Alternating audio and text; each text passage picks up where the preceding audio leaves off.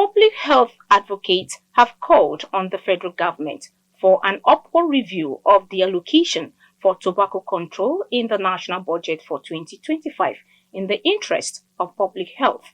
Speaking at a joint press conference this Tuesday in Abuja, the groups under the aegis of the Nigeria Tobacco Control Alliance and the Corporate Accountability and Public Participation Africa Cappa noted that the 13 million naira budgetary allocation for tobacco control is a far cry from what is needed for sustaining tobacco control efforts in the country. Let's now join Clevius Gloriata for details.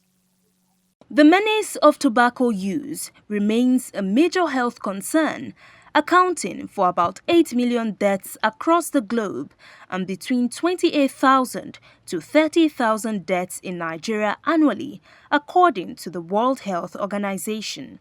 Despite several discussions and campaigns against tobacco use in the country over the years, Nigeria appears to still be a long way from hitting the mark of reducing the risks and burdens associated with its use. At a press conference this Tuesday in Abuja, stakeholders in the Nigeria Tobacco Control Alliance and the Corporate Accountability and Public Participation Africa (Cappa) attributed the situation to poor budgetary allocations needed for sustaining tobacco control efforts in the country, as well as weak implementation frameworks, among other factors. In 2023, Nigeria allocated a paltry 4.7 million in the national budget for tobacco control.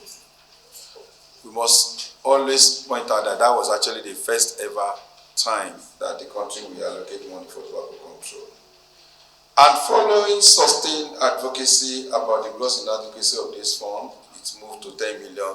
Again, very, very inadequate in 2024. And now, into 13 million in this year's budget.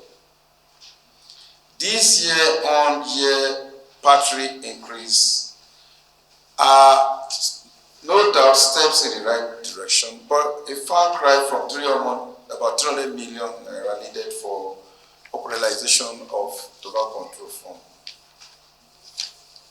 The Nigerian failure to close this funding gap has made legislative and enforcement efforts ineffective, with their consequences on public health. Other stakeholders at the event stressed the need for Nigeria to invest more in the health sector to support human capital development, given the continuous decrease of foreign aid globally due to economic pressures and an evolving political reality, with many donor countries focusing on their domestic priorities. The reality that we have seen globally and even locally when it comes to advocacy is that at some point there will be donor fatigue. The donors will stop funding even if they still have money. They will move on to other things. They will move on to other countries. They will move on to other problems. You know, there's this song that says, problem no they finish. There will always be a problem to solve. So the essence of calling for sustainable tobacco control funding is to ensure that when the donors pull out of Nigeria's tobacco control space, that the Nigerian government is able to continue to do what it needs to do. And every day that the government fails to allocate sufficient amounts of money to tobacco control, the alternative is that we lose lives. So my message to the government is very simple. You can save money or you can save lives. You can't do the two. There should also be transparency.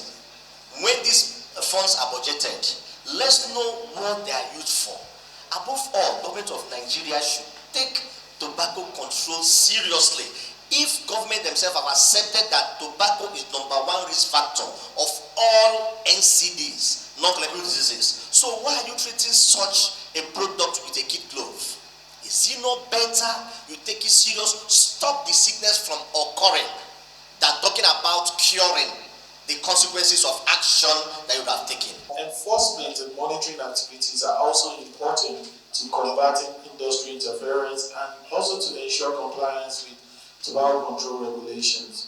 This includes the prosecution of people who violate the National Tobacco Control Act, safeguarding and promoting smoke-free public places, and also ensuring that the ban on tobacco advertising and promotion and sponsorship still remains in effect amongst all other efforts that needs to be done. Cappa and Ntca further noted that despite long-standing calls by stakeholders, the Tobacco Control Fund has yet to be fully operationalized, allowing tobacco companies to exploit Nigeria's weak monitoring systems to expose Nigerians to the unchecked dangers of online tobacco marketing and abuse of corporate social responsibility initiatives to gain favor with public health authorities, thereby undermining tobacco control laws and enticing more users into tobacco consumption. Gloria Atta, reporting for Clearview News.